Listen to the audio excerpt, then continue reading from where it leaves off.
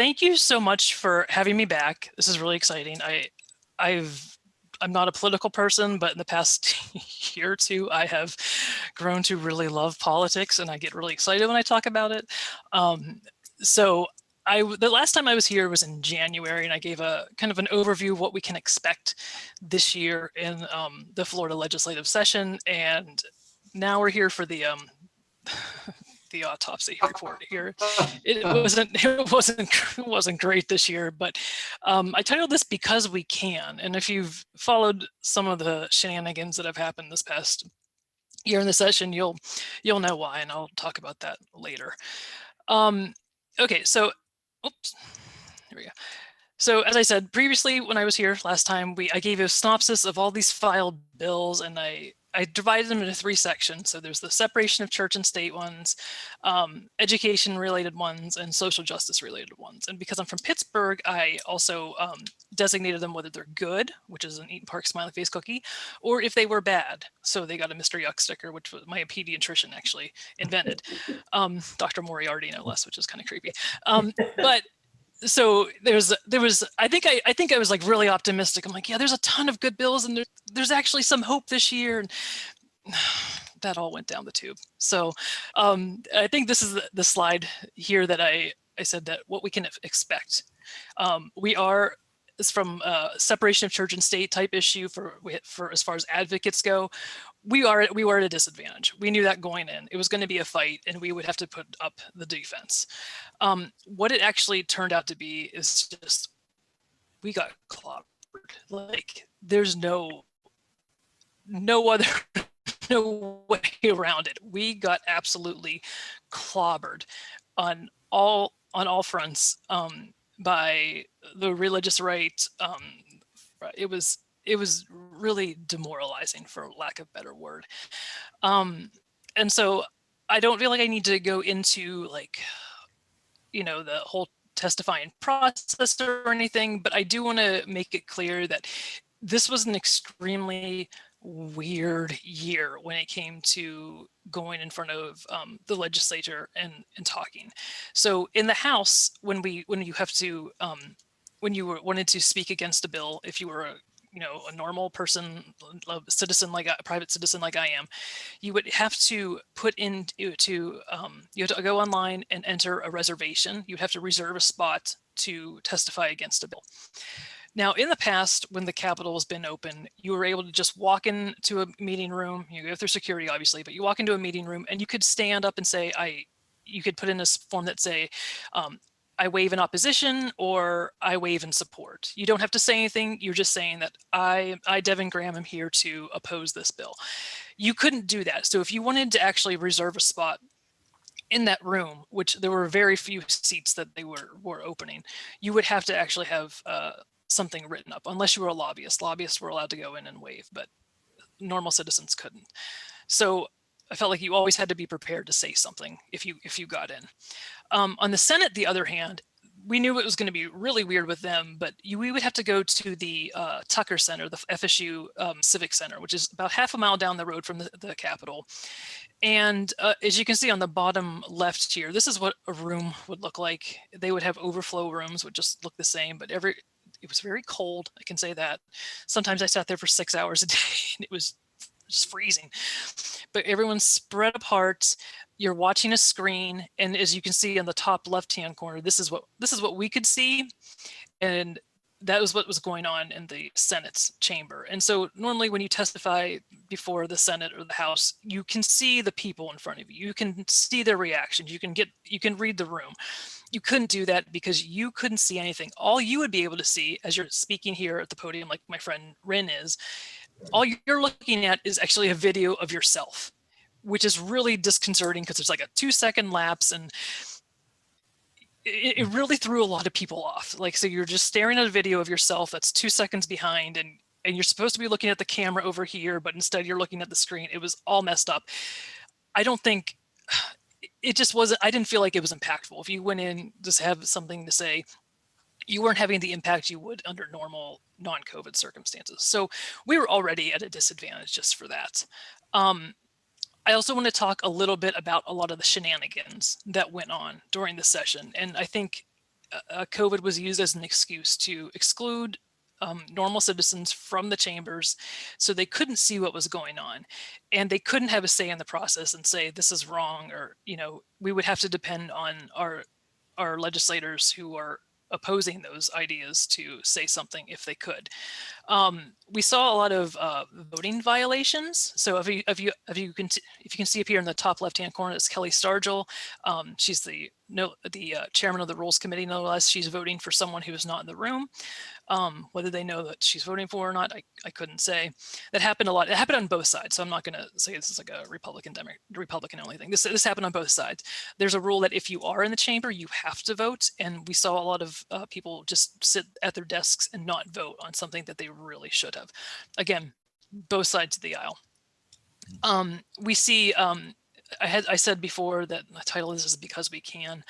I would say like the side of the aisle that is probably more pro separation of church and state at a disadvantage, and they couldn't fight the fight all the time. Like every step of the way, rules are being placed in front of them that the other side didn't have to. And at one point, I think Susan Valdez asked Representative Randy Fine, who we'll talk about a lot today, about in the education, like why is the funding for this education bill the way it is? Why are the funds going here? Why are you doing this? And he goes, because we can.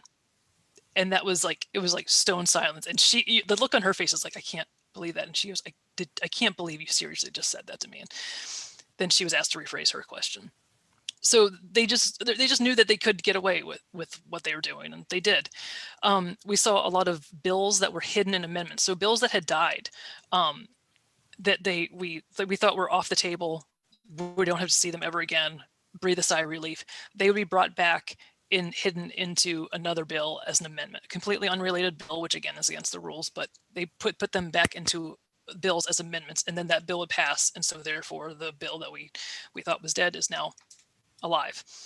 And also you can see here, this is when I was sitting in a screen cap of or a phone pic when I was like sitting in the Senate chamber. This happened at the moment of silence. There was again, the rules just don't seem to apply to some people, and people would leave the room and a vote would happen, and it didn't go the way that it should have.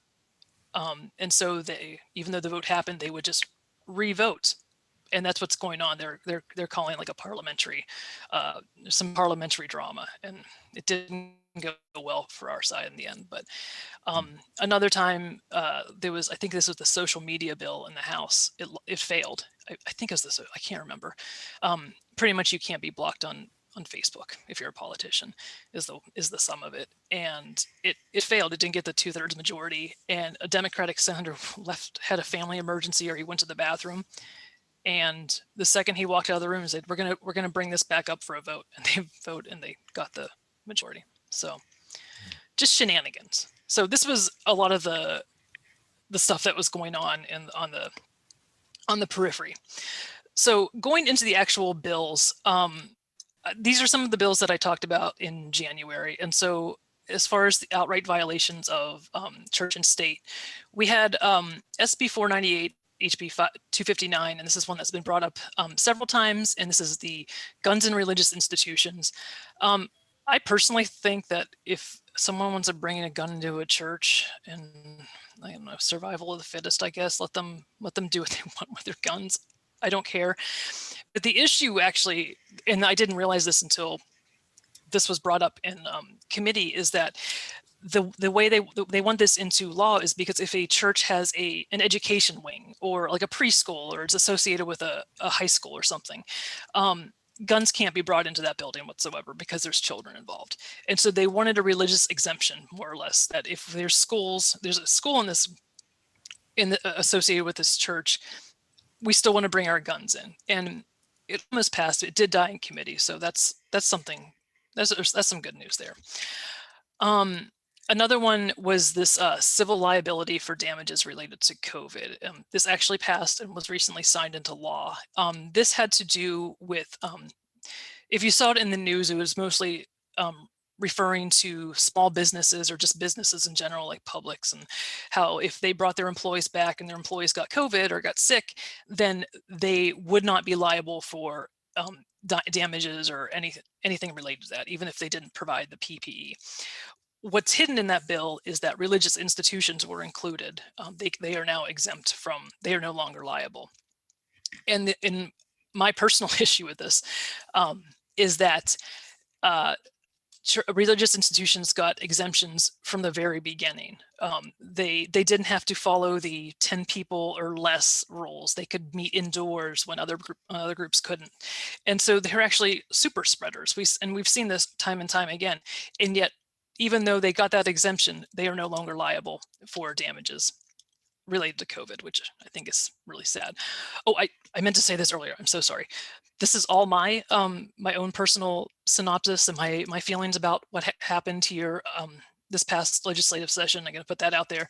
I did testify on behalf of American Atheists, and even though they even though these are my personal views on this, and this is what I testified about, I will say that they supported what I did and actually wrote testimony to that effect. And so they did support me. So this is my personal opinion, but for the most part, they're with me on this. They support their activist. So, wrong button, sorry. Next up, we have the moment of silence. And this has been my least favorite bill since I started doing this last year.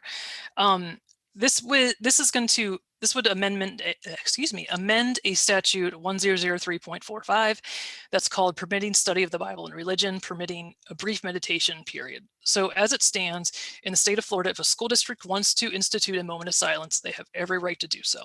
1 to 2 minutes only. It has to be neutral, innocuous, no religious instruction, et cetera, et cetera. It's already in the statutes. We know that the Supreme Court does not condone coerced prayer. But if a child wants to pray, or a group of children want to pray in a classroom, they are allowed to do so as long as it doesn't infringe on anybody else's rights, or it's not disruptive. And so what this statute or this bill would do is make it mandatory for a moment of silence in every public school district in Florida. And so and the way that the mandatory bit is actually identical to what we see in Georgia's current statute. And I think this is interesting because what I've been saying about this and others have been saying is like, this is kind of like a gateway drug a bit into more into areas that actually do step over that church-state separation line. Like this is no longer going to be a gray area in the future. And so this in Georgia kind of brought this to life while we were in session. So as I said, they already have a mandatory moment of silence for their schools, but a Democratic representative in Georgia put forth HB 547, which I don't think counts. I don't think passed, I mean. But it was saying that after the Pledge of Allegiance, children may say this prayer in school, and I'm going to read it out loud right now. We pray for all students, teachers, and staff who work here. We give you all the children who study here. We pray our schools will be a safe place to learn great skills and talents. May this be a place where we love to learn and a place where we learn to love. A place where everyone is respected and all are deeply valued. Bless us to maintain good health and protect us from evil. We ask these blessings through Jesus Christ our Lord. Amen. I was slightly triggered reading that. So that is like kind of gateway drug that we're talking about. Like once we have this in place, this can go further. This isn't going to remain neutral forever. So, excuse me just a moment. Yeah. I have a question. One of my concerns about this bill was the instructions the teachers can give the parents. What is the control over what these teachers can say to these parents to encourage their people on what their kids on what to do during this moment of silence, if I understood it correctly? Yeah, so as far as the bill language goes, it's pretty much the teachers must inform the parents that this is going on, and that they must talk to their children how best to use that time. Teachers are not allowed to say one way or the other during class, and that got a little murky towards the end because there was some crazy weird amendments that went on, which I can talk about later. But there's one of the problems with this bill is the vagueness of it. And so right now is the vagueness of it and how general it was and how it could be really open to interpretation based on the teacher or the principal or the school district. So yeah, that it's a problem. The problem is that there were no instructions as well. So which they saw as a good thing, but we saw as like a, I don't know, it's a little too murky for me personally.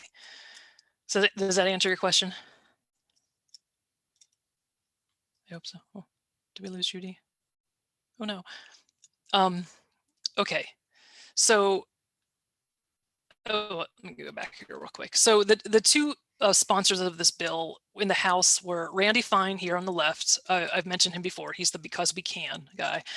And on the right, we have underneath the orange arrow is Dennis Baxley in the Senate. He's done this for the past couple of years, and this is me testifying against it last year. So he sponsored it again in the Senate. So this is like my little stories. I'm going to give some little anecdotes here. On the first meeting in the House of this, this was the only bill being talked about at that committee. I'm sitting in the back of the room. I'm not saying a word. And I see this big guy come in, and there's some Department of Education people that are going to give a seminar after the bill discussion or bill vote. And they're like, "Oh, Representative Fine, how are you doing? Are you nervous?" And he says, "I'm never nervous. This is easy." And I'm like, okay, well, let's see what happens. I also want to note that this is around the time that I think Judy, we sent out an email to everybody because we just found out that this was going to be heard like on a Friday afternoon. We heard it was going to be heard on a Tuesday. And so I know we sent something out to Judy, and Judy sent it to everybody, and people actually called the representatives and emailed the representatives and brought up concerns about this. And that actually worked. I know you don't feel like anything happens when you call your representative, maybe just give a quick generic spiel, but it actually worked. Representatives there were asking questions that you guys asked. Like, I have a constituent who's concerned about X, Y, and Z, and I don't think they were prepared. Randy Fine was prepared for people questioning this. And so when he was giving his spiel, I just love talking about this guy. He said something, he said that he had this quote: "I think we live in a world in which our kids have a lot of problems. 2 years ago, 3 years ago, can't even remember the most vivid day," which I mean, feel like you should remember that then, "that many of us have had in the legislature was the day of Parkland, where on Valentine's Day we were sitting on the floor and we learned kids were being shot in schools. I fundamentally believe that our kids have issues today in part because they don't have moments of reflection." He's saying this to a committee that includes Representative Christine Hunchofsky. She's a freshman representative who, prior to this, was the mayor of Parkland during the shooting, and she lost it. She's like, "I never saw anything in the MDS commission report that a moment of silence would have prevented this." And so he had to backtrack, which was beautiful. I did love to see that. I got up and I gave him my spiel. I talked about the separation of church and state, the Establishment Clause, and he got up afterwards and said, "The separation of church and state is a fiction that's been created by some people. There is no establishment of religion. That's very different than the prevention of religion. My son got to learn about the 5 pillars of Islam this year. She has an issue with that. I might understand that." So it was kind of like, I think he was projecting his Islamophobia on me. I wasn't sure. We're going to put a pin in that and come back to it a little bit later. But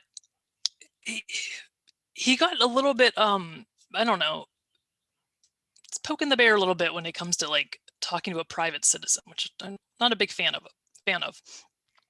So in response to that, we let out a statement saying that's unconscionable that mere days after the 3rd year anniversary of the Parkland shooting, Rep. Fine would exploit this tragedy in an effort to promote teacher-led prayer in schools. If he wants to take legislative action that will prevent another Parkland, he should introduce common sense gun control legislation that huge majorities of Floridians support. We've had enough of legislators' thoughts and prayers. So this went on and on. And so he kind of pegged me to be a bit of an Islamophobe there and in the press. But the next committee meeting that I went to, there was actually a Muslim representative there, and we'll talk about him later too, mentioned the separation of church and state and said that this bill here would likely discriminate against him, and that there should be a separation of church and state. So he couldn't call me an Islamophobe there. So he then went after me as like some sort of anti-Christian person. And he said something along the lines of, this girl here, she's just anti-Christian. And, I'm Jewish. And so I have to sit through your prayers all the time in the house. And meanwhile, he's saying that. And I'm like, then you should be on our side. Why aren't you against the Christian prayers being said in your own legislature? So this went on and on. I just love to talk about this. I'm sorry. So he was interviewed for something, as was I, and his response to this was, this is the author speaking. He went on to say the separation of church and state is a fictional construct created by radicals. I understand the anti-religion zealots will come up with any reason whatsoever to try to make our lives devoid of any meaning, but they're wrong. This bill is going to pass. So I am sorry to steal your joy, everyone. My job in life is to make your lives devoid of meaning. And I feel like I've been doing a really great job so far. So next, this is something I actually didn't bring up in January because I actually didn't even know this was coming up. But this is, luckily this failed. But this was a very similar be made before high school athletic events. And this was brought up by Barnaby Webster. He's a Republican representative from, oh gosh, I forgot where he's from. Central Florida, maybe? I can't remember offhand. But in his closing on the first day that he was talking about it, I think he just forgot where he was. And he just said, I recall the first day that when all of us sat in that house, we opened the house with what? Just say it, prayer. No one objected to that prayer that was said in the House of Representatives.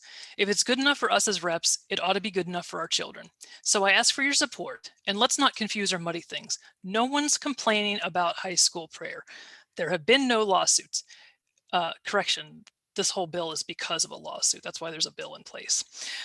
Nothing has been said that's derogatory, that hurts a child. We must use common sense. I'm proud to be here because common sense needs to be returned to our legislative bodies. And if we adults can sit back and have a prayer remade and we don't protest, we're quite happy about it. What about our kids? And so the lesson from this, I'm glad this bill died, but lesson of this is just speak up. When you hear crap like this happen, or someone's saying a prayer and it's just not the right place and they're doing it the wrong way, speak up, because apparently they don't know that it's wrong and they think everyone's completely happy with this. So I'm going to move on from there to education. And this is one that I actually did not discuss in January. It kind of came through a little bit later. And this was a school choice bill recently signed into law. And what it did is just radically overhauled the Florida voucher system. As many of you know, Floridians love their vouchers. And so we have a lot of money that is taken from public schools and put into these discriminatory private schools. Not all of them are discriminatory, I will say that, but a good majority of them do have some sort of discriminatory component to them. And most of them are religious based as well. So what it did is take the Gardner Scholarship and McClay and the other type of scholarship funds, and they took out any need-based eligibility, which is the whole point of these scholarships. So if your family makes $80,000 a year, you can now qualify for these taxpayer funds. It increased the amount of taxpayer money that went to these discriminatory schools, and they don't have any government oversight. They are allowed to do whatever they want. And also homeschoolers and private schoolers are now getting this money that was originally meant for public school kids. So this passed, it went through really quickly. It was like within the first 2 weeks of committee weeks, before session even started, it had already been said and done. There wasn't much we could do about it. It was very fast.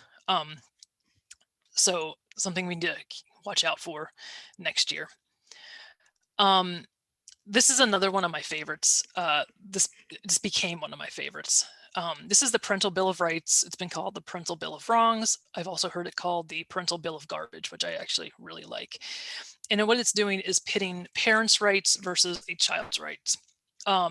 So it's allowing, if a child goes to their teacher or joins a SSA or a gay straight alliance or something like that, or goes to the school counselor to talk about something. If the parents request that info, what was said during those meetings, what the child was being counseled about, is my child a member of the Secular Student Alliance at school, they have to be told that info.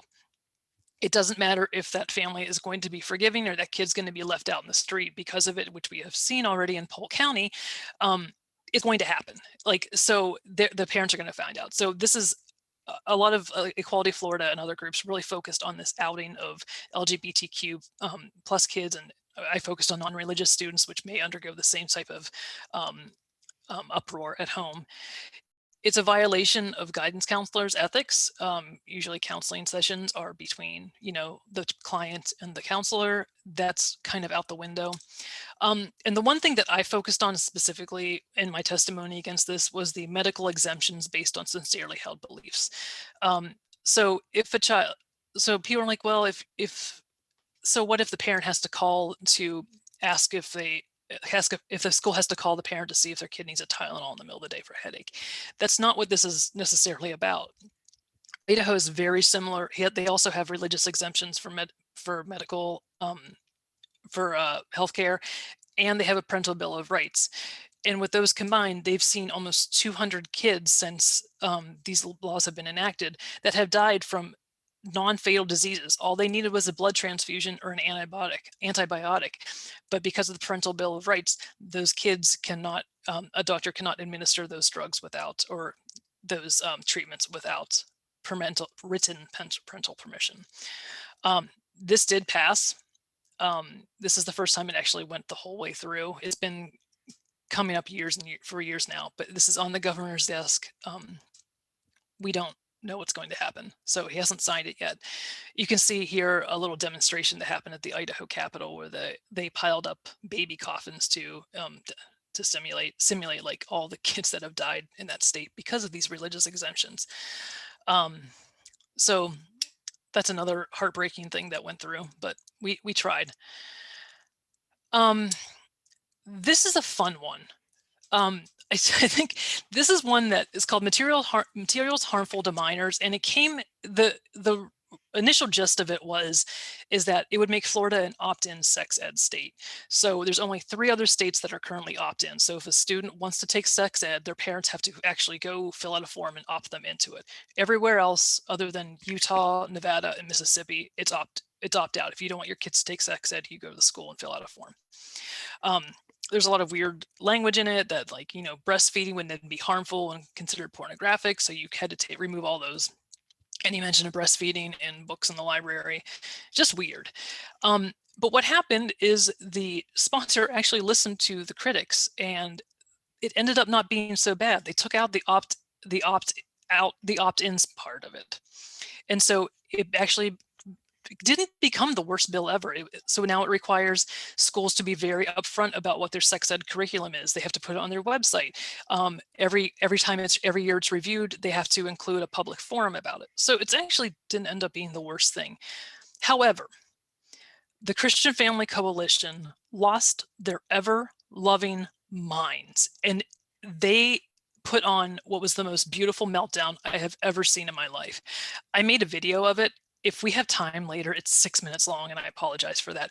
But it's a video of all of them saying how much they hate this bill, all of them melting down and talking about how anal sex is now going to be part of our curriculum in schools. And so we titled it Christian Family Butt Stuff. So if we have time, if anyone wants to see the video, otherwise I can send the link later, but it's hysterical. And then we're going to go into some more controversial ones. So this is the social justice side, and I know people have really strong feelings about HB1. This is the anti-protest bill, and the way it's written is that if you anyone that destroys a plaque, statue, a religious symbol, flags, including Confederate flags, memorials, they are going to be arrested for that, and it's going to be a felony. And so another thing that they stipulated was that they all charges that are normally associated with arrests related to a riot or a protest have now been amplified. So misdemeanor is now a felony, felony 3 is now felony 1, or whatever that order is. I don't really know. But when 3 or more people are gathered, so there's going to be an issue. So if 3 peaceful protesters are sitting on the Capitol stairs with signs, and someone completely unaffiliated with the group comes in and starts throwing rocks at another one, they can all be arrested as a felony charge for that, even though it's completely unrelated to them. There's also a stipulation that if a city's police budget reallocates funds from the police itself to mental health services, like having a counselor come out with a cop when they go to a domestic violence call, the state can actually veto the city's budget on that. So it's a little bit sketchy, and I know people are really have feelings about this bill. I obviously not a fan, but I think this this kind of goes to it's already been signed into law, and there have been issues with how it's being implemented now. So, for instance, abortion clinics. Technically, those protesters in front of abortion clinics, if they're causing a scene, they should be arrested under HB1. Granted, there are already face laws, which we can go into, like clinic access laws in place. But if they are causing a scene and they are blocking the entrance, they should be charged with this, and they're not. And we're seeing this in Jacksonville right now. There's an abortion clinic there in a building that there's protesters that always stay away, but a fake clinic leased a room in that building. And so now the protesters are allowed into the building. There have been physical assaults, and there's one woman who the protesters get in the faces of these women, and one woman who had just taken the mifepristone to medically abort, she punched the woman, she punched the protester in the face, and she got arrested for it. So she actually aborted in a jail cell that night. It's a lot. There's a lot going on, but the Jacksonville police or whoever it is won't arrest these people under HB1. We're going to come back to Randy Fine in a minute here, but when they signed this bill in Polk County, Sheriff Grady of Polk County said, "We're a special place, and there are millions and millions of people who like to come here. And quite frankly, we like to have them here. So we only want to share one thing as you move into hundreds a day. Welcome to Florida, but don't register to vote and vote the stupid way you did up north. You'll get what you got." So I don't know how else to take that other than just take it. I'll be quiet. And this was actually just Friday night. Rep. Randy Fine put this on social media that there is an anti-Israel, anti-Semitic quote unquote rally sponsored by local Hamas supporters, and so on and so forth. I think the part when you look at here is Melbourne city officials have assured me they will take full advantage of our recently passed anti-riot legislation should this hate group act here in the manner they have around the country. Granted, this is a bunch of college students that were actually peacefully protesting. He responds to someone asking, should they avoid this area?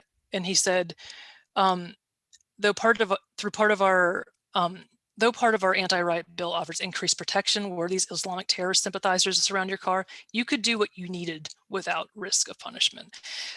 Again, I don't know where anyone stands on the Israel-Palestine issue, but he's using his religion to kind of, I don't know, use this law against others who don't believe like he does. We can talk about that later, but I just think this is just this law is not, it's no bueno. Okay, enough of that spiel, sorry. And then I think this is the last one I'm going to talk about. So the transports ban, I think I talked about this in January, and this is probably the most heartbreaking bill of all. So this was a ban on trans girls and only trans girls, not trans boys, from pre-K, I should say. So elementary school, pre-elementary, up through college, at least the state colleges level. Genital exams would be necessary if there's any question of whether someone was trans or not. Anyone can file a complaint against an athlete. And I don't know if anyone has ever seen the movie Mean Girls. I can see this being used as a weapon for someone like, I don't like that girl. I am going to report her and she will not be able to play. This will ruin her life. The athlete is going to be responsible for the cost of inspection, regardless if they are in the right or the wrong. And this bill died. Kelly Stargell pulled the Senate one and said, I really need to rethink what's going on here. I don't want to, the dignity of people is at stake, and I don't want to risk that. And I was like, that's very grown up of her. But what happened is that in the Senate, or the House sponsor, Kaylee Tuck, stuck it in as an amendment to a charter school bill that happened at 2 a.m. So people woke up and they see that the entire trans sports ban is now included in the charter school bill. And they just weren't ready for it. Like, it was that last week of session, and so they fought and it passed. And so the bill that did pass, it did remove the genital inspections. It did remove the elementary school component, but the way it's written now is that if you don't, your original birth certificate is what's required. So if a child is adopted or moves, or like the original birth certificate is no longer present, if a question comes up whether they're trans or not, rightfully or wrongfully, whatever, they will not be able to play in the sport because of the way the law is written. There's just a lot going on with this law. So this did pass. It's on the governor's desk. We heard it through the grapevine that he will sign it in June, which coincides with Pride Month. It's really agonizing to see. So we did fight hard against that, and got the best of us, I guess. So that being said, we're going to move on to some happy stuff here. So one thing that we can say about this session is that we got noticed. Legislators noted that you were called. We had secular people calling us. They raised these concerns. You did make a difference. You did get on their radar. We got a lot of press for a lot of things that we've done, and so that's really good. I mean, I hope that this momentum continues in the future. Another good thing is that there was no movement on any abortion or anti-reproductive bills. So that's good. We're going to take our wins with that. And I want to note that we have some really amazing allies, especially in the freshman class of representatives. And this is from Twitter. And if you look at the people who voted against the moment of silence bill, I think you're going to be shocked at who did and who didn't vote. But consistently, the freshman class, the freshman Black caucus specifically, actually the Black caucus in general, voted against the moment of silence bill. And I think it's awesome. I want to point out here in the lower right-hand corner of the yellow arrow, that's Representative Christopher Benjamin. He's the one I mentioned before. He's the first Muslim elected to state office, and an amazing ally. No one knew what his deal was, like, where is he going to stand on these issues? He's very devout, an amazing ally. As I said, he's the only one who brought up separation of church and state, and it made my heart happy to see that. And so we have a lot of great allies, and I think we need to applaud these members for being so awesome. And just another member here, this is Angie Nixon. So she replaced Kim Daniels, the Demon Buster, who formerly introduced the moment of silence bills. And she's out of Jacksonville. And I actually specifically talked to her or tweeted her when she announced her candidacy. I'm like, are you going to stand up for everybody? And she goes, I absolutely am. And I think this is the only bill that she actually put an announcement out on social media about, because I think people were saying, like, you're a Christian. Why are you involved? And so when the moment of silence bill vote was up, she put a statement out, and it's really hard to read, and I apologize for that, but it's pretty much saying that currently this is already allowed under the statutes. We don't need a law for it. It's going to target negatively impact children of color more so than others, and just because the way the language of the bill is written. She's a very proud Christian, but I promised that I would represent all people, and I plan to do that. So regardless of an individual's belief, we need to maintain the separation of church and state, and I will never force my religion on others, which is why I'm voting against this bill. And I cried tears of joy. That was beautiful. I think I'm so excited about the up and coming representatives. So that is my synopsis of the legislative session. I can't see anybody. I hope you're not sleeping or you haven't left the room. But I do want to talk about the future just a little bit. I mentioned this last time that American Atheists started this pilot program where in certain states, specifically Florida, Virginia, and I forgot the other one already, Oklahoma, they're going to start these action teams. And so I am the co-chair along with Sarah Ray in Polk County. We've gathered a small group of volunteers. We wanted to keep this small the first year. And so our whole idea is everyone's going to learn the process, and we're going to increase engagement of secular people in politics and in activism.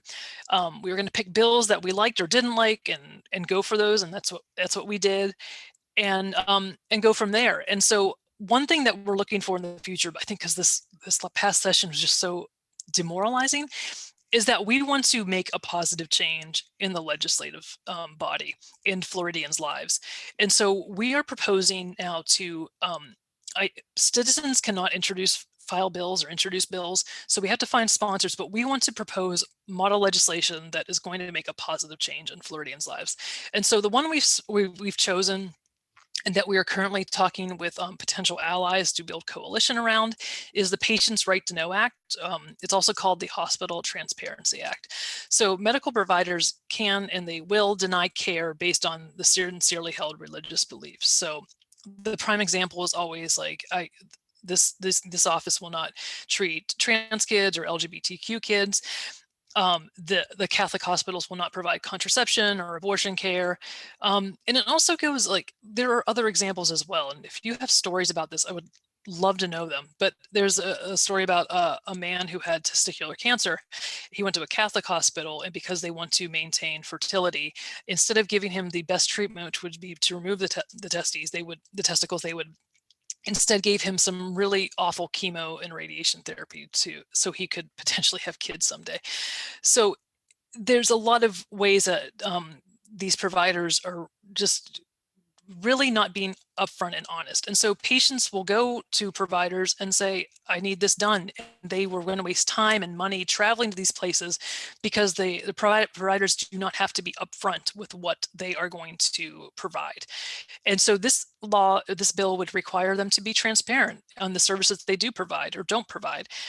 It doesn't say they can't. They can still deny care. It's totally fine, but they just have to be upfront about it. So it's allowing for people to make the best decisions they possibly can. And so we are in the very beginning stages of searching out for coalition members, partners across the state.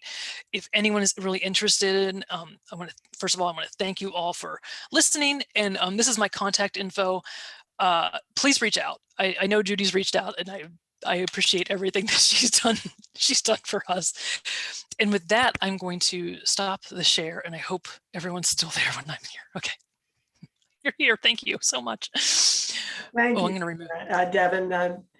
I will tell you that we sent thank you notes to all the legislators, and we put them up on our social media for those people who protected democracy in this session, because I feel like it's really important that they know we're watching. Absolutely. Absolutely. And I got several responses from people. Did you really? Yes, I did. Awesome. That's great. It amazed me. I know that after the first moment of silence bill in the House, I had one Tampa area representative say, I was walking into this committee planning on voting yes, because it didn't seem that bad. But I heard from a lot of people, and your testimony actually changed my mind, and I voted no. And so it kind of like, it really took me back, because I've never heard any feedback from anybody about it other than you're a terrible human being. Yeah. So you all deserve pats on the back for that. It was really eye-opening for me to see that, and I was very happy. So I'm glad you told me, because I wasn't sure. It's very frustrating, to get no feedback on these things. So yeah, absolutely. And it did surprise me. I got feedback on the from the thank you notes. I really that's thought great. that was important. I stole that from Planned Parenthood, by the way. Oh. They do great stuff though. Yes, they do. They know what they're doing. Yes, they do. All right, Jim Peterson, you have a question? Am I stuck? Nope, there we are. Okay, well, It was a great talk. Well, thank you. We're very fortunate to have someone like her at the legislature upholding and representing our values. One of the things that you mentioned in the course of your talk was the prospect of seeing a short film of Christians having hissy fits. Now, Do you that's guys want to a see that? prospect that we regard with some delight. So, if you can. Do you guys want to see it? Because I'm not good at video. I'm just telling you that now. The sound quality is gonna be bad. We won't hold it against you. Okay, let me see if I can get this to work. Okay, so side note, I got hit by a truck 4 weeks ago when I was crossing the street near my house. Oh. This is what I worked on, and this brought me so much joy that I think it helped my healing process. So let me see. It was all worth it in the end. Absolutely, it was. Let me see if I can. Oh, hold on. This may take a minute. If someone has a question while I'm trying to figure things out. There was a comment in the chat. Brent, did you want to talk about your comment? Because I think it's a really important one about the new focus on getting transparency from medical centers. Yes, it needs to be before you even have first appointment. For example, I went in for a colonoscopy about a year ago or so, and it was someplace that I had never been before because I was living in Pinellas County. Anyway, when I'm at the appointment, I mean, I've had an IV put in me. I've had, I'm all taking off my clothes, putting a gown on, all the stuff that I have to do in prep. And of course, with colonoscopies, the worst part of the prep is the day before. I've heard that. Yep. Yeah, and so then they give me this thing to sign that says, "Oh, by the way, we don't acknowledge or pay attention to living wills or anything like that." What? Right? Yeah. In other words, if you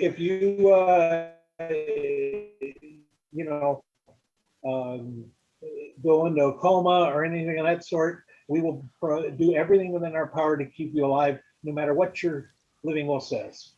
Brent, we need to talk. I think we need to talk later offline. That's wow. Ooh. Yeah. Okay then. I found a story to Yes, you did. That's a good one. Yeah. Oh wow. I'm sorry you had to go through that. But I'm glad it wasn't like an issue. It didn't end up being an issue. So. Yeah, it was kind of like at that point, well, I'm pretty well stuck, I mean, literally and figuratively. You're not going anywhere. Okay. I'm going to apologize for the sound quality of this video. Oops, crap, wrong thing. I'm hitting wrong buttons. I'm going to spotlight you so we can all see it. Okay. Okay. Let's see. Optimize for video and share sound. Okay. If this works, let me know. Okay. I'm going to move this over a little bit. Okay. Can we see it? Can we hear it?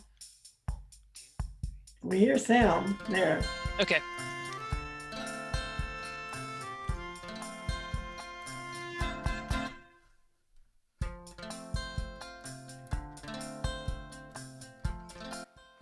Unfortunately, the bill is morphed into an opt-out.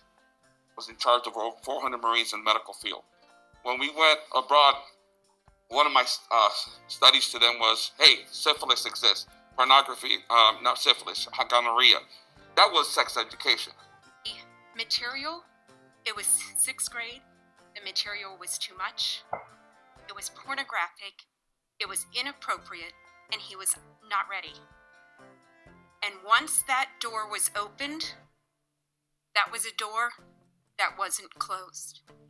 We are not only accountable for what we tell these vulnerable, innocent children, we are responsible for the seeds, we plant in their minds for the rest of their lives.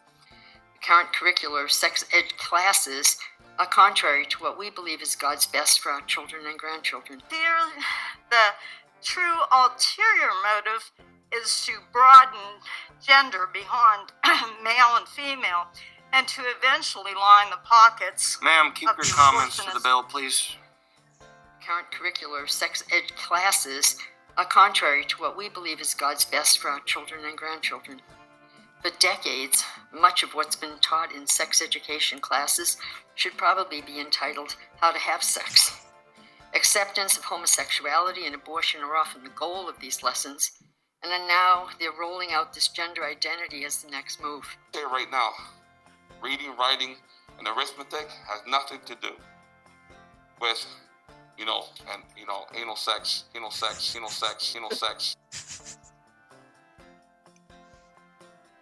And this was one of the bills that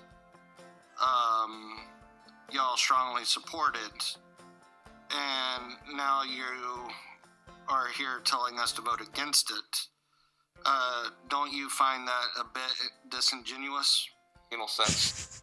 The cognitive dissonance is difficult for me. Anal sex. Sat here for the past, it feels like about 30 to 45 minutes, just utterly confused by the concerns and arguments against the bill as proposed.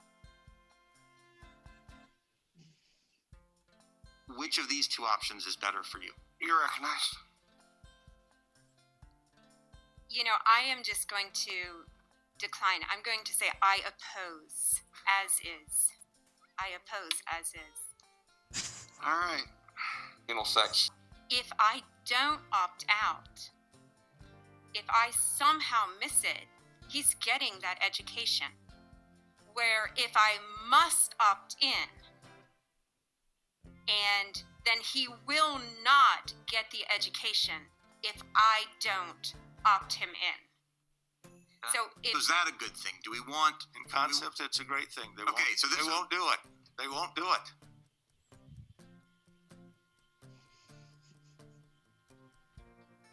Imagine with what sensitivity a single father would speak to the daughter he cherishes, wanting so much that the gentleman who desires her would treat her with respect, devotion, and commitment. Imagine a mom telling her son that any act outside of a loving marriage makes a lasting imprint on someone else's daughter and takes a piece of her heart and soul forever. I showed any pictures. I was going to show a picture, excuse the anatomy, this medical terms, of a genital area. And I'll tell you right now, if that didn't convince them, I don't know what would.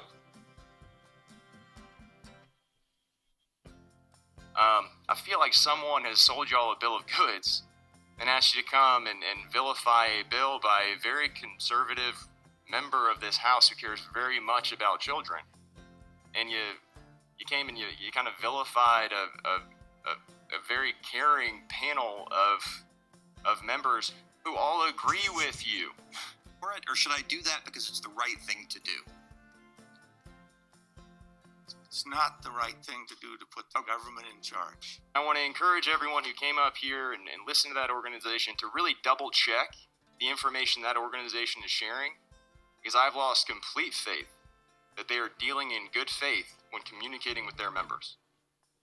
I'm disheartened by what's gone on today, and I'm going to have to do an incredible amount of praying and soul searching to come to peace with the fact that this occurred today. And can I get an amen? Bow with me as we pray together. Our Father, who art in heaven, hallowed be thy name. Thy kingdom come, thy will be done on earth as it is in heaven. Anal sex. Okay, so that's the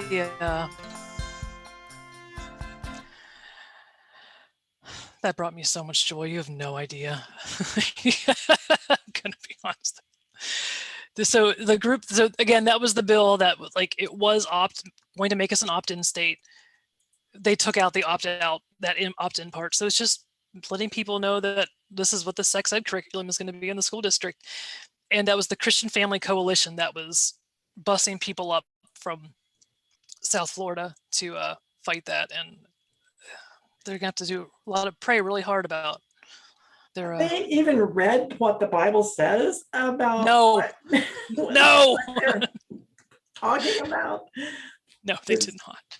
No, I didn't No, because I know Joe, if you're, I don't know if you're here, Joe Reinhardt, because he can quote by, oh yes, he is.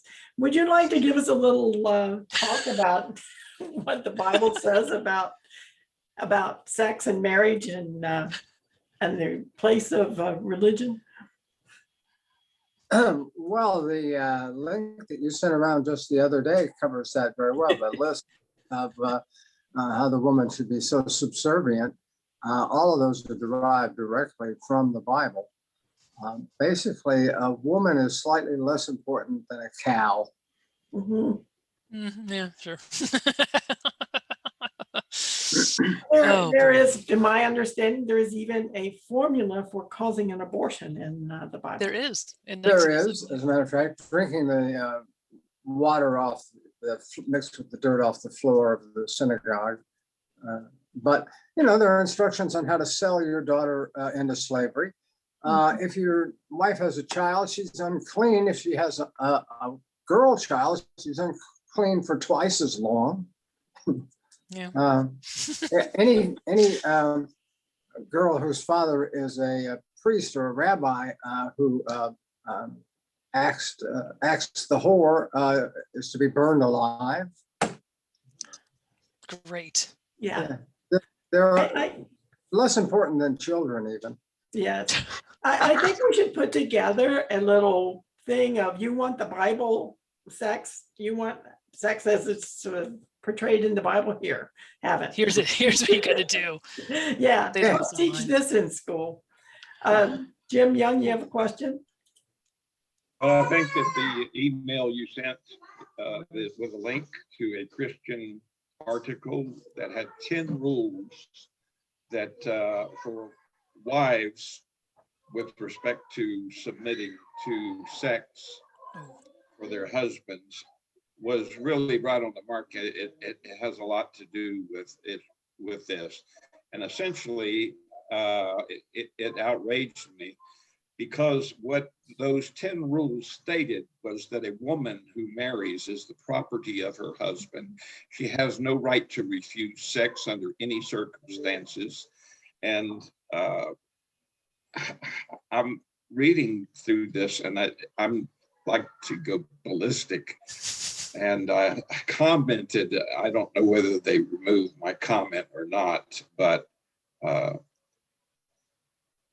Judy, please send Devon this link, because it's like crazy. I'm not mad enough. That there's no respect. Exactly. It's no respect at all for women. Next thing you know, the Florida legislature will want to inculcate this into law.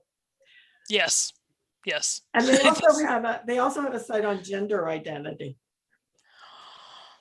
Biblical gender identity. Perfect. Yeah, it's disgusting. That's the book we go for. And it's been out there for a while, but I just stumbled across it. And they backed up their arguments every point with scripture. Yes. Every point was backed up. Well, perfect. It's all I can say is if you want to get your advice from a book written in the Bronze Age by a bunch of goat herders, that's great. It survived the test of time, obviously. So, well, Jesus changed the rules for divorce. You could only get a divorce because of adultery. Prior to that, the husband only had to say, "I divorce you" 3 times, and you were out on the street. And of course, if he accused you of inviting him to worship some other god, then everyone would get together and stone her to death, which was, again, better than having your ex-wife hanging around, basically, because the only opportunity for any formerly married woman was prostitution. Mm-hmm. Oh, so, and I've cited the example of, there was a case in the late 19th century where a woman in New York Her husband beat her so severely and gouged out her eyes, but she was denied a divorce because there was no adultery involved. So that's what the Bible thinks about women. That's great. Does anyone else have any questions? I don't want us to stay too focused on this because I was very happy that the sports announcing thing, it seemed so innocuous when you read it, but you knew exactly what they were going for, was that because there had been a dispute over private religious schools not being able to announce their prayers over the intercom system at public school systems. At the state championship game or something. We actually didn't even, it was filed late. I remember that we didn't even pick it up because it was so innocuous. It was just remarks before a game. And then I think someone put it together that it stems from this lawsuit, from the two religious schools. And then that's, so I'm glad that one died, but Lordy. Is there anything in the special session that we need to know about? I think that's coming up. It actually ended on did it end? Thursday, okay. Wednesday or Thursday. It was just about gambling. And meh. I mean, that's a issue that you can feel one way or the other about. I don't really care, but there wasn't any church state separation issues that I could see. They gave away the store to the Indians and the gambling compact. They allow them to have unlimited craps and roulette and full Las Vegas style casino games and no competition. How sweet is that? Did that actually go through the whole way? Because I know there was some amendments like trying to stem that back. I wasn't following it that well though. On the horizon, as well as sports betting. Oh, okay, yeah. I haven't been following it that well. I'm not interested in gambling. I don't. Yeah, me either. I mean, it's whatever. I am a little concerned. I am very supportive of the transparency, the move for transparency, because I went through some major illnesses a while back and discovered, much to my chagrin, that the majority of hospitals in this county are owned by either the Catholic Church or Advent Health. And in fact, my family doctor became part of Advent Health and started putting out his business card with, I can't remember, something about Jesus on the back of it. Oh, no. And so I changed doctors. I'm like, I'm out of here. I am not, no, I'm not doing this. Hard stop. Yeah. And the other issue is, I know in St. Petersburg or in Pinellas County and in a few other counties maybe, the sex ed is run by religious groups. They run the fake abortion clinics also, and they abstinence only, which but they are supposed to have to teach these other things. I asked for curriculum from them and they wouldn't give it to me, or they wanted me to pay for any research that was done. No. Yeah. So it's like, I mean, that was the Pinellas County School Board. That was the school. So wow.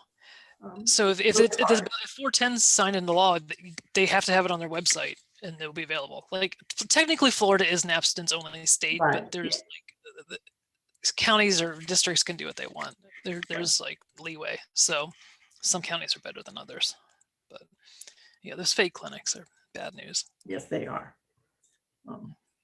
Eileen, did you want to say something? I noticed you. Well, I didn't raise my hand, but I was wondering though, with the sex education, kids can do it now if they're not allowed to do it, they'll look it up on YouTube or they'll research it.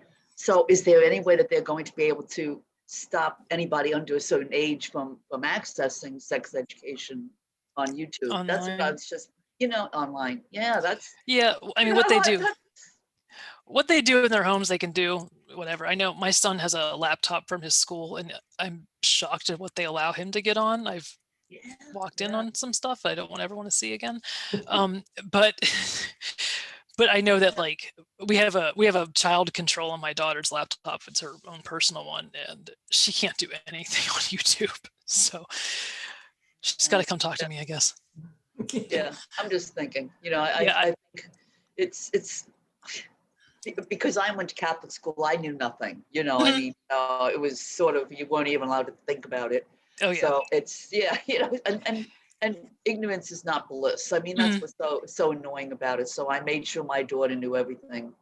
Yeah, I mean, they did. Me. Yeah, oh, absolutely. They did push through like the social media, like Facebook can't ban us law, and so they may try to, take YouTube and try to police that a little bit. But yeah, I'll wait for next year for that one. I think Jim has his hand raised. Yeah, Jim Young. Well, one of the problems is this idea that parents have that if they deny their children sex education, that their children will not have information. And I am one who can give testimony that when I was a child, I had tons of sex education amongst my peer students, but most of it was incorrect. Mm-hmm.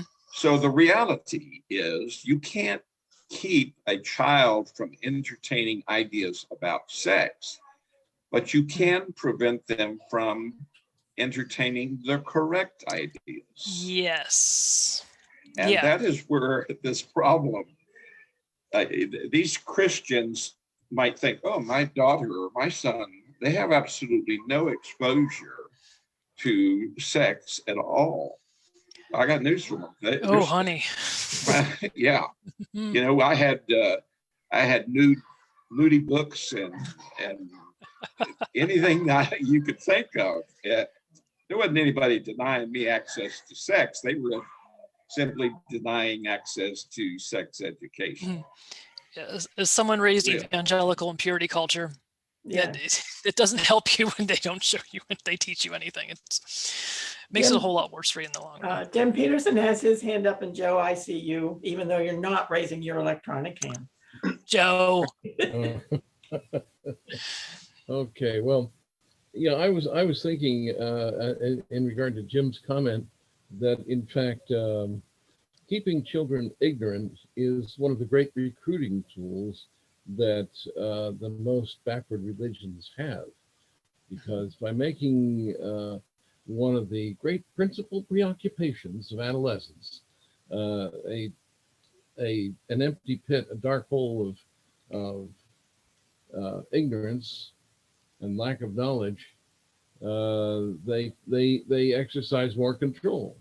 Mm-hmm. Anytime somebody doesn't want you to know something, they are controlling you, and as long as they're able to do that through the hand of the legislature, then I just see it as a recruiting tool for them. Mm-hmm. What do you think about this situation, Devon? I think that's exactly what they've been relying on for centuries now. It's just that if we don't let them know anything, then they're going to stay with us. What choice do they have? But I think that like the Mormon Church is like the prime example that I can give, that they've sheltered their children and their people for so long. Like, don't even go online, don't read anything except for what the books that we give you. But now with the internet, and like we have everything we need right here in the palm of our hands, like you can't deny kids this. You can't deny people information. It's out there. They're going to find it whether you like it or not. And so that's why I love watching kids these days just know way more than I did at that age. It's a real challenge for them. Joe, you have a question, then I'd like to go back to vouchers for a moment. Okay, I'm going to be very brief then, just having to do with sex education, and just wanted to remind everyone that was protesting against sex education was what propelled Billy Graham into the public eye, made him famous, and it made him rich. This is a lesson that is not lost on religious entrepreneurs all over, particularly the U.S. Oh, I didn't know that about Billy Graham. That's funny. Yeah. And all the other ones have followed in his footsteps too. Well, they learn just quickly. like communism made Nixon president, and sex education made Billy Graham famous. A lot of it's not lost on. Yeah. Oh. Scott, you have a question?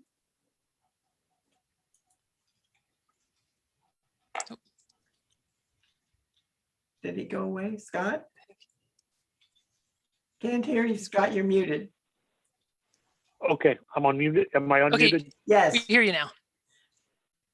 I was just watching the Central Florida Atheists this afternoon. They were saying the Bible Belt is also the pornographic belt. Mm-hmm.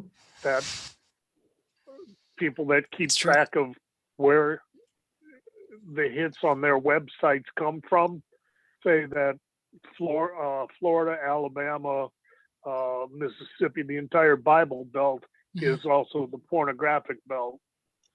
It's true. It's absolutely true. Yeah, when you say something's verboten and you don't let them do it, that's my mind's like, I'm gonna do it. Try me. So yeah. I would like, before our time is up, to go back to vouchers. I really am concerned about the voucher program, and as much as sex education and sex talk is interesting, the vouchers really concern me considerably, because I know that they have no we have no control over those private schools. We have no input. They can do anything they want and teach anything they want, and they will. And that really concerns me, especially with this expansion of the vouchers in terms of, I thought they raised it to $100,000. Did they lower it to 80,000 as to who qualified? They raised it to 80,000 for like a family of 4. Okay, I thought it was 100,000, but I haven't gone back and looked at the stuff since then. But yeah, I think it's still taking so much away from public education. No, it is. It absolutely is.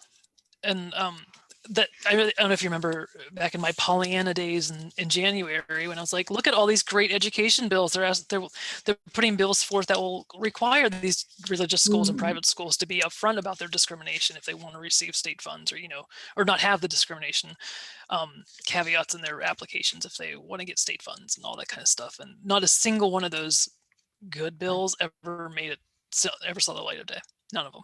There was like 8, I think, that I presented back then.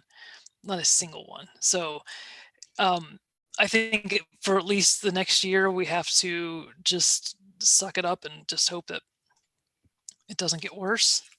And then another election cycle will come through. But I think Allison Gill, American Atheist VP of Policy, she said something like, yeah, Florida has never seen a voucher bill that it didn't love. Like, it is true. We love our voucher bills. We love our voucher schools. We love to give money where it shouldn't go. And so sad, but it is what it is. Yeah, unfortunately. Any suggestions as to what we can do over the coming year to kind of push this issue forward? I think exposing the schools that are doing the bad stuff is good.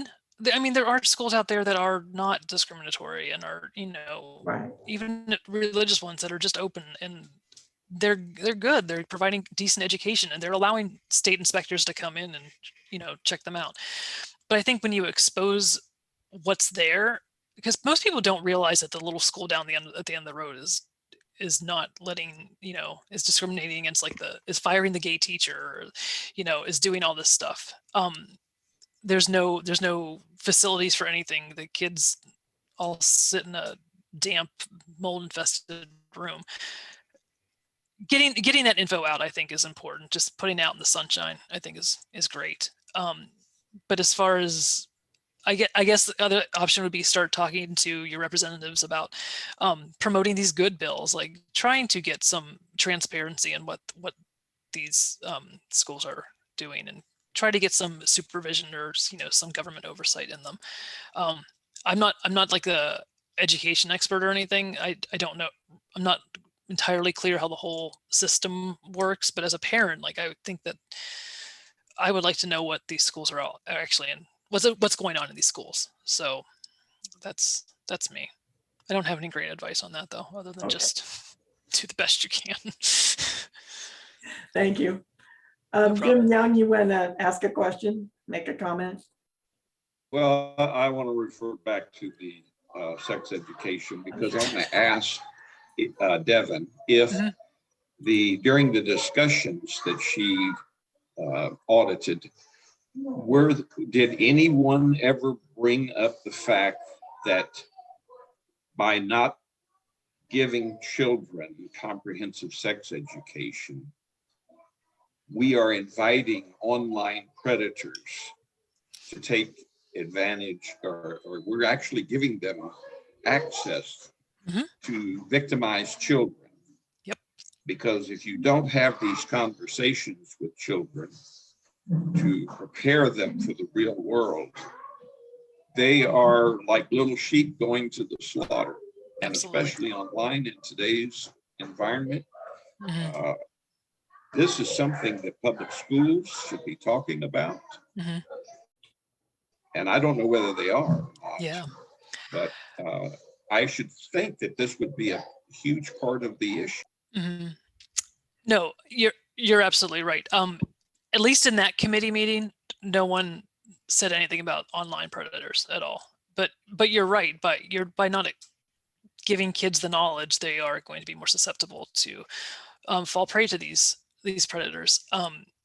I believe I remember it may have been in the House floor. Someone brought that up.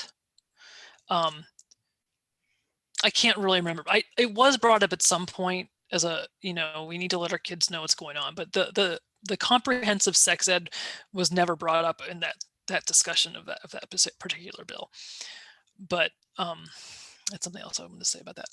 I think what is interesting though is that the meltdown committee meeting, that one of the groups that supported the bill was the Conference of Catholic Bishops, which I thought was interesting given that it's the Christian Family Coalition that was like, no, we cannot have this. And the Catholics are like, yeah, let's get this knowledge out there. Who cares if it's opt-in or opt-out?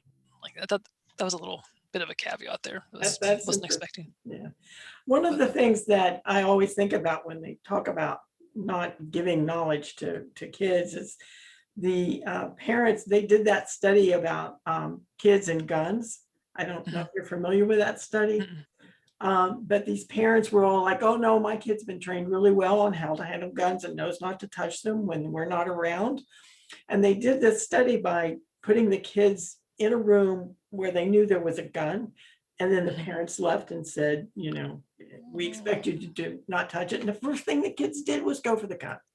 What I would do. Oh, our kids would never do that. They've been trained. They know. And that's exactly what's going to happen with these kids is when they get a chance to access information, they're going to go for it.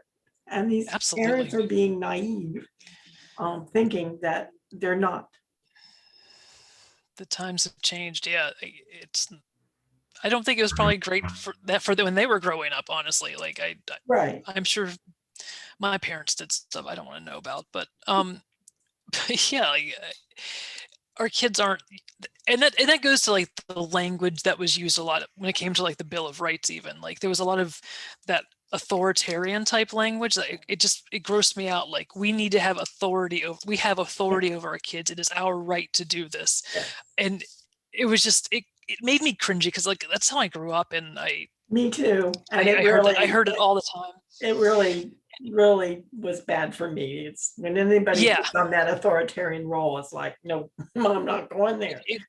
It's a little bit like triggering for me, like to hear stuff like that. And like, and I think about like, as a parent, I don't think I'm like the greatest parent in the world, but I don't want to be like that to my kids. Like they're their own human beings. My goal is to get them to 18 and hopefully they survive and are decently, decent human beings in the end. And, but I'm not going to like lord over them with my lack of authority. So, yeah, there was a lot of hearing that language is just, I don't like it, but it came up not only in the sex ed type bills, but also in the Bill of Rights. And I think especially in the Bill of Rights, it was really it was, like you said, really obvious in that one and the sex ed, but the Bill of Rights was just really appalling to me. The one guy, if you saw in the video that I showed, that the bald guy who's sitting in the suit behind everybody when he was talking, he's the head of the Christian Family Coalition, and he spoke at during one of the Bill of Rights at the Senate when we were all in the Tucker Center. He got up and he was just like, I should have showed that video. It was great. Chev Jones, Senator Chev Jones, from I think the Miami area. He's the first out legislator in the Florida Senate and the House. Actually, he was originally a House member. His parents are preachers. Like he's very adamant about his faith, but he is also like, he's not going to put up with stuff. And so when that guy came in and talked about the Bill of Rights, like we need to do all this and derp and who cares about gay kids, and people were booing him in the Civic Center, which is like unheard of. Yeah. But Chev Jones goes, I want him to come back. And he goes, you answer me, Christian. And he just like he started yelling at him. Like the exchange is amazing, but he was using that authoritarian language. And when I went up to go against the Bill of Rights, and I said something along the lines of like, the blood is on your hands if you choose to, keep these religious exemptions. You're putting kids to their death. Blood is on your hands. I heard that guy yell in the back, no. It was a real raucous day in the Tucker Center, but sounds like it. Yeah, it was. Okay, well, our time is coming to an end. Thank you so much, Devon. No problem. Really Happy to do this. Does anybody have any questions before we go? Just want to make sure everybody gets their comments and statements in.